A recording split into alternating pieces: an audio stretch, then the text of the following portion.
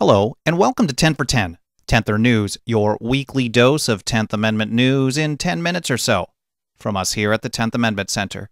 Today is January 14th, 2013. My name is Michael Bolden, and thank you for tuning in. This week's episode is made possible in part by the 10th Amendment Center membership program. Proudly wear your 10ther label with pride and become a card-carrying member of the TAC. Get all the details and join us online at members.10thamendmentcenter.com. And now the news. The resistance to the unconstitutional kidnapping powers that were signed into law under the guise of NDAA indefinite detention is growing. With state legislative sessions just barely getting underway, already 6 states are considering bills to nullify the feds on NDAA, and more will be jumping on board soon. The latest include Colorado, Wyoming, and also Indiana, where State Senator Jim Banks has introduced Senate Bill 400, that's SB 400. That bill would amend the Indiana Code concerning state and local administration. The text of the bill states in part, quote, prohibits specified individuals and entities in Indiana from aiding an agency of the armed forces of the United States in the investigation, prosecution, or detention of a person under a provision of the National Defense Authorization Act, NDAA, or similar law providing for indefinite detention, end quote. The legislation takes things a step further, too, providing for criminal charges on federal agents who attempt indefinite detention, aka kidnapping, in the state of Indiana. It continues, quote, a person who being an official, agent, or employee of the United States, or an employee of a person providing services to the United States, knowingly or intentionally enforces or attempts to enforce the indefinite detention provisions of the NDAA commits unlawful indefinite detention, a Class A misdemeanor, end quote. To track the status of similar legislation in states around the country, visit our tracking tool online at tracking.10thamendmentcenter.com/NDAA. That's tracking.10thamendmentcenter.com/NDAA. And to get model legislation to nullify NDAA for introduction in your area on a state or local level, go to 10thamendmentcenter.com/NDAA. On the Obamacare nullification front, more states are getting on board as well. On this issue, Indiana is again at the forefront, with State Senator Phil Boots introducing Senate Bill 230, that's SB 0230. That legislation proposes to not only declare the Affordable Care Act null and void within the state, but also provides for felony charges for federal agents attempting to enforce the act. It reads in part, quote, a person who knowingly or intentionally implements or enforces a federal law or attempts to implement or enforce a federal law that is declared void under Section 2 of this chapter commits a Class D felony, end quote. A similar bill has been pre-filed by Oklahoma State Senator Patrick Anderson.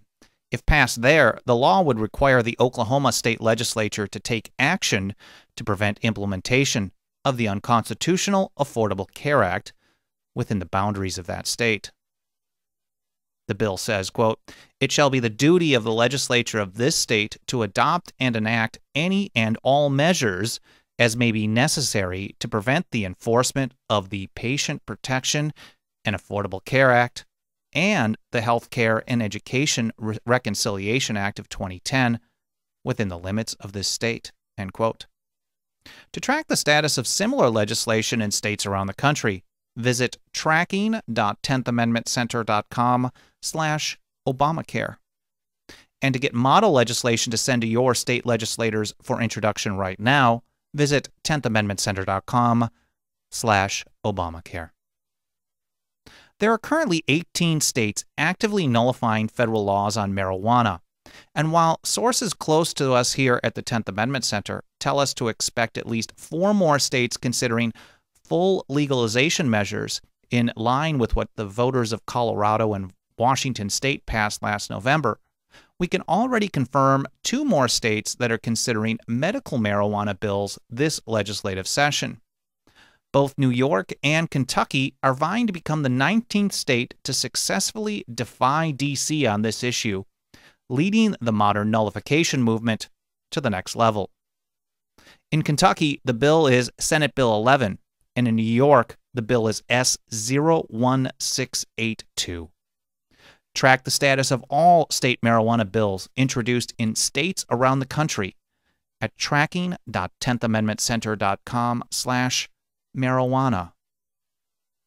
And back to Indiana, where Nick Hancock reports that State Senator Dennis Cruz has introduced a sheriff's first bill. That's Senate Bill 127. It says, quote, "A federal employee who is not designated by state law to act as a state law enforcement officer may not make an arrest, a search, or a seizure in Indiana unless before making the arrest, search, or seizure, the federal employee obtains the written permission of the sheriff or the designee of the sheriff who has jurisdiction in the county in which the arrest, search, or seizure will occur." End quote. On Monday, January 7th, the bill was read, then introduced to the Committee on Rules and Legislative Procedure. If it passes, the law would take effect on July 1st of this year.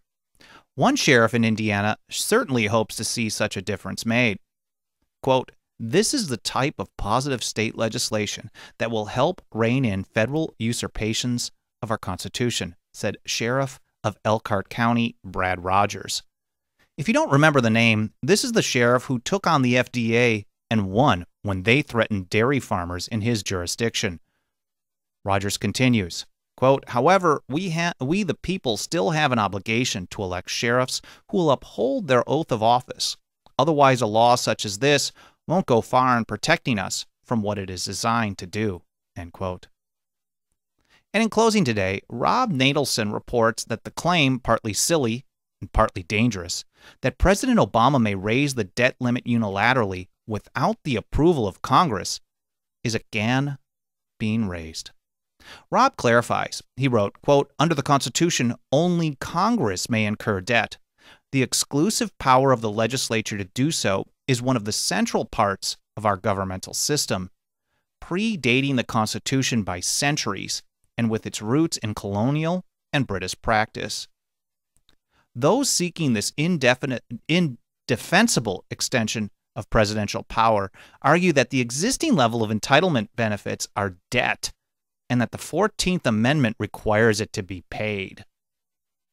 But projected benefits from entitlement programs are legally non-contractual largesse, and the Supreme Court has said as much as well.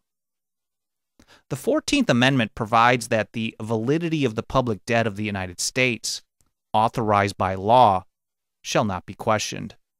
But of course, debt issued in excess of the statutory debt limit is not authorized by law. Natelson concludes that even if the president attempted to issue debt on his own authority, it would not be valid. That covers our report here today on 10 for 10, 10th News.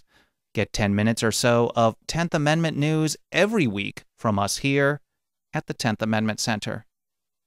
Watch 10th News online every week at youtube.com/10th Amendment Center and view all our archive shows at news.10thamendmentcenter.com. My name is Michael Bolden. Thanks again for tuning in.